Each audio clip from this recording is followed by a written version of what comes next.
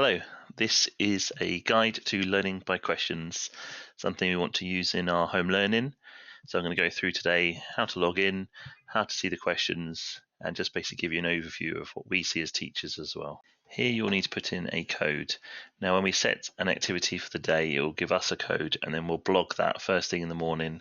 So then you can go onto the Fairlands website, go onto blogs year 4, and you'll find the code for that day, and it only lasts a day. And then the next day there'll be a different code for a different activity. So I've set up a practice questions and the code is XXE. It asks for student name then. We'd like to write your full name. Obviously, if you've got more than one child with the same first name, we'll need to know who's answering what questions. I'll just put in my name there. Now, this is where the activities are planned. Sometimes there'll just be one activity. Sometimes we might offer 2 or even 3, and they may be differentiated. So we might have an apprentice activity or a practitioner activity. Here you can see I've got 2 different ones, so I'm just going to click on the second one, and you'll need to self-assess and think about what activity will best suit your needs for that lesson. Here you can see the question that's been asked of you, and this is where you need to put in your answer. These are the different questions, and they'll go through, and as you do go through, they'll get harder and harder. The maths particularly starts with more fluency questions. As you get your understanding gets better, then it'll go on to the more reasoning ones, the harder ones towards the end. Here you can see either a hint or a guide to help you through the question. So the first one, for example, 23 times 2 is representing that to try and help you understand the answer. Now you need to put in your answer here. When you've done that, it will tell you it's correct, and you can move on to then question number 2. If you do want to do any working out, there's a work pad. So if you click on that, then you can actually do recording that you might need to do to help you with the answer.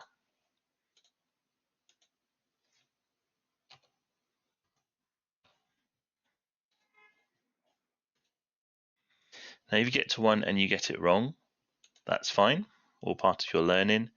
And if you do get it wrong, the good thing about this, it will tell you it's incorrect. It'll also then give you a hint. So it asks you to then focus on the hundreds digit and using this then try and work out the answer. So if you click on retry, you can see at the moment that's red, so it's informing you, and it will inform your teacher you got it wrong the first time. But you can retry, and then you can try, hopefully, after thinking about the question, thinking about where you went wrong, you can then get it right. You can see then it turns to an orange. That will show your teacher that you've got it wrong the first time, but you've persevered, and hopefully, after a little bit of practice or a little bit of thinking, you've managed to get it right. If you do get it wrong,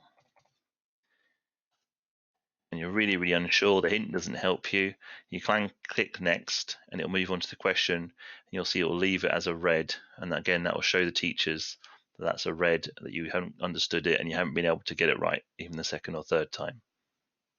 Just a couple more extra things then. The first thing is, whilst the work pad is very good and it does allow you to do your working out on the screen itself, if you do have your pink book or a bit of paper and a pencil, then that's also really important that you do that working out before you then put the answer in. The second thing is, if you get lots of answers in a row correct, so they're green, it will jump you on ahead. So you're not wasting your time with work that's sort of too easy for you. When it has that understanding, it will jump you on. So don't worry about it. If you've missed them out, it will do that automatically. So last thing, just to show you what we can see. So we'll be able to see the question set. So this was the second one that I had a go at myself. We can see how you got on. So as I said, the greens are when you've got it right first time. The yellow is when you had another go at it, and it says in number how many times you had a go before you were able to get it right. And the red was the one that I passed on because I really couldn't work it out. Then I can also, as a teacher, see the responses that you did. So it will show me the first answer you put, and so I can see how you got on and hopefully help with any issues that I can understand where you're going wrong. So I can help you with that.